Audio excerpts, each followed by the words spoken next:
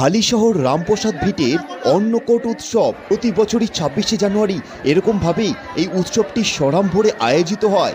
আর এই বছর ২০২৫-এও ঠিক সেরকমটাই দেখা গেল। এই বছর ৬৭তম বর্ষে পদার্পণ করল এই হালিশহরে রামপ্রসাদ ভিটের অন্নকূট উৎসব। আর যেই উৎসবটিকে কেন্দ্র করে উৎসবের আগের দিন অর্থাৎ ২৫শে জানুয়ারি থেকে কিন্তু এর প্রস্তুতি পর্ব শুরু হয়ে যায়। আজকের এই প্রতিবেদনের মাধ্যমে আপনাদের সামনে তুলে ধরতে চলেছি এই বছর অন্নকূট উৎসবের বিশেষ কিছু চিত্র এবং সাধক রামপ্রসাদের এই রামপ্রসাদ ভিটে অন্নকূট উৎসবের ইতিহাসের সংক্ষিপ্ত বিবরণ, যেটি ভিডিওর শেষে আপনাদের সামনে জানাবো। তার আগে আপনাদের সামনে তুলে ধরছি এই মুহূর্তের চিত্র। আজকে সকাল থেকেই অর্থাৎ ২৬শে জানুয়ারি প্রতি বছরই সকাল থেকে এখানে প্রচুর মানুষের জনসমাগম হয়।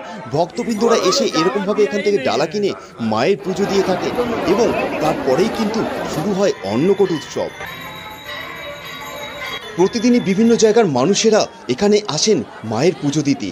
আর ভক্তবৃন্দরা বিশ্বাস করেন এটাই যে ভক্তি ভরে মাকে পুজো করলে মা তাদের প্রত্যেকের মনস্কামনা পূরণ করবেন। তবে ২৬শে জানুয়ারি এই বিশেষ দিনটি হয় অন্নকূট উৎসব উপলক্ষে এত মানুষের আগমন।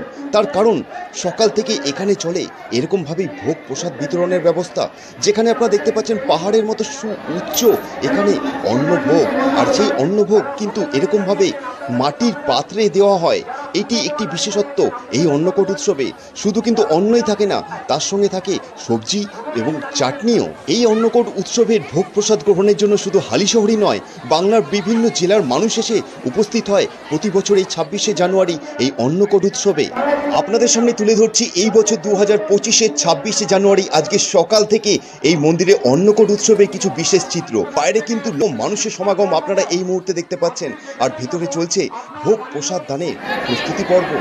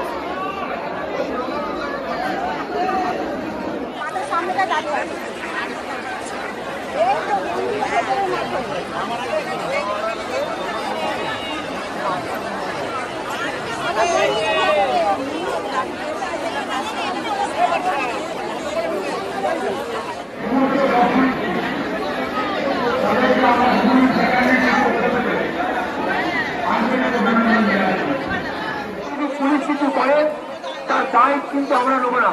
যারা ভোটের লাইনে দাঁড়িয়েছেন আপনাদের কাছে আবেদন, যারা পুজো দেওয়া লাইনে দাঁড়িয়েছেন আপনাদের কাছে আবেদন, যারা বিনা ভোটের লাইনে দাঁড়িয়েছেন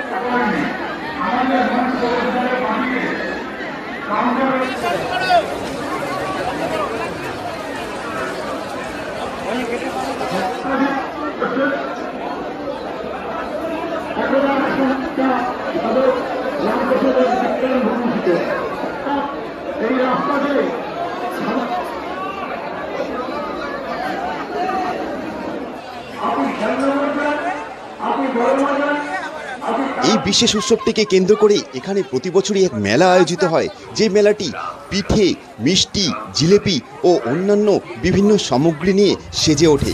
তবে এখন আপনাদের সামনে তুলে ধরতে চলেছি এই রামপ্রসাদ সেন সম্পর্কে। কি কারণে এই জায়গাটার নাম হয়েছে রামপ্রসাদ ভিটে অনেকেরই কিন্তু জানা নেই। তাহলে আপনাদের বলি, রামপ্রসাদ ভিটে যা ছিল সাধক রামপ্রসাদের কুটি, যেখানে তিনি জন্মগ্রহণ করেছিলেন। তিনি একজন শাক্ত সাধক ছিলেন এবং ৫০০টিরও বেশি তিনি ভক্তিমূলক গান লিখেছেন।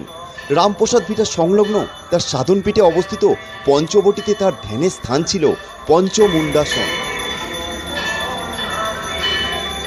আপনাদের সামনে এই মুহূর্তে তুলে ধরছি রামপ্রসাদ ভিটে কালীবাড়ির সন্ধে আরতির এক বিশেষ দৃশ্য, ভিডিওটি যদি ভালো লেগে থাকে এবং আপনিও যদি মায়ের ভক্ত হয়ে থাকেন তাহলে অবশ্যই ভিডিওটি শেয়ার করে প্রত্যেককে দেখার সুযোগ করে দেওয়ার অনুরোধ থাকলো।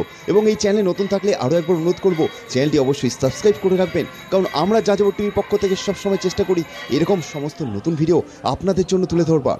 সবাই ভালো থাকবেন, সুস্থ থাকবেন। ফিরে আসছি খুবই তাড়াতাড়ি পরবর্তী আরও একটি নতুন প্রতিবেদনের সাথে।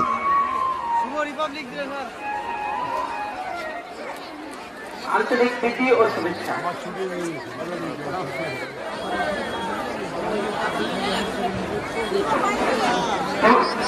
দূর দূরান্ত থেকে আগত